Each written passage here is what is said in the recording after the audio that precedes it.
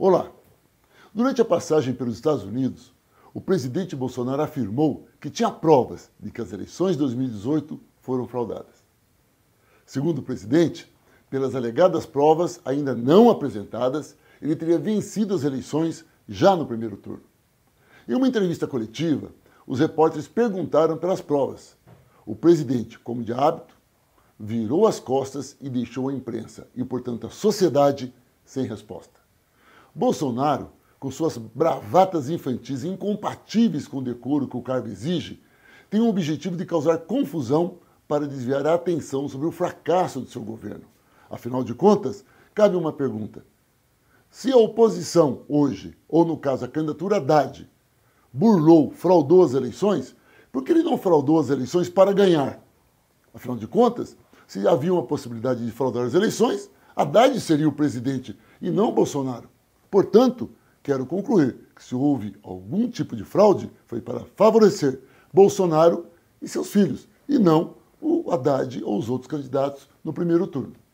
Agora é importante perceber nesse cenário que ele desvia a atenção porque a economia está derretendo.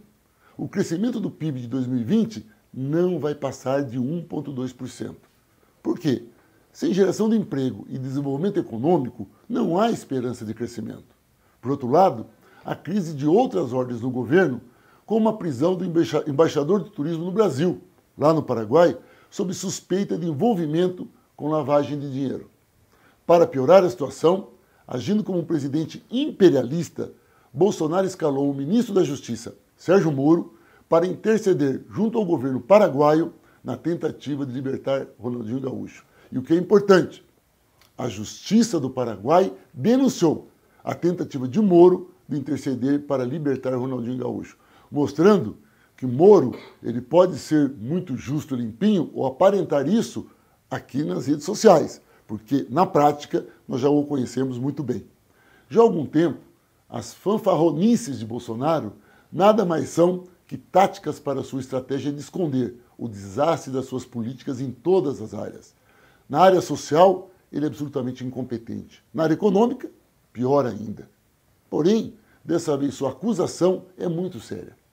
Quem organiza e coordena as eleições em todo o país é a Justiça Eleitoral. Portanto, Bolsonaro colocou em xeque uma instituição do Judiciário, o que me parece que é frequente. Ou seja, o representante do Executivo, levianamente, levanta dúvidas contra o processo eleitoral brasileiro, cuja responsabilidade é do Tribunal Superior Eleitoral.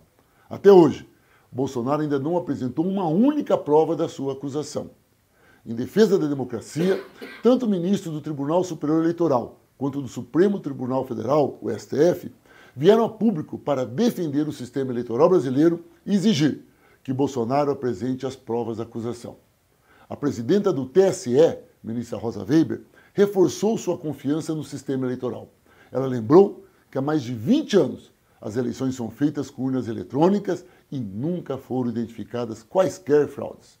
A leviandade de Bolsonaro atenta não apenas contra todo o judiciário, mas também contra o Instituto Nacional de Pesquisas Espaciais, o INPE, o Exército, o Departamento de Ciências e Tecnologia Aeroespacial da Aeronáutica, a Marinha e o Centro de Pesquisas e Desenvolvimento em Telecomunicações. Todas essas instituições participam das pesquisas e do desenvolvimento de ferramentas que protegem o sistema e as urnas eletrônicas. As urnas eletrônicas, criação da Justiça Eleitoral, passam por rigorosos procedimentos de verificação, acompanhados por centenas de observadores de dezenas de países que vêm ao Brasil para acompanhar os processos eleitorais. Portanto, ou o presidente apresenta as provas da fraude, ou deve ser obrigado a vir a público para dar satisfações a toda a sociedade, em especial às instituições ofendidas diretamente. Nesse sentido, junto com a presidenta do Partido dos Trabalhadores, Gleice Hoffmann, e com o líder do PT no Senado, o senador Rogério Carvalho, assinei uma representação contra Bolsonaro na Procuradoria-Geral da República e no Tribunal Superior Eleitoral, para que o presidente se digne a respeitar a sociedade representada nas instituições. Bolsonaro está tensionando para um rompimento democrático. A democracia é um bem muito caro que é desprezada pelo presidente da República eleito pelo voto direto. A democracia brasileira custou o sangue de milhares de brasileiros que morreram para que todos tenham o direito não apenas de escolher os seus representantes, mas de manifestar livremente as suas ideias. Por isso, nós do Partido dos Trabalhadores estaremos fiscalizando, acompanhando e denunciando esse grande golpe que Bolsonaro quer aplicar contra a democracia e contra a República Brasileira. Um forte abraço.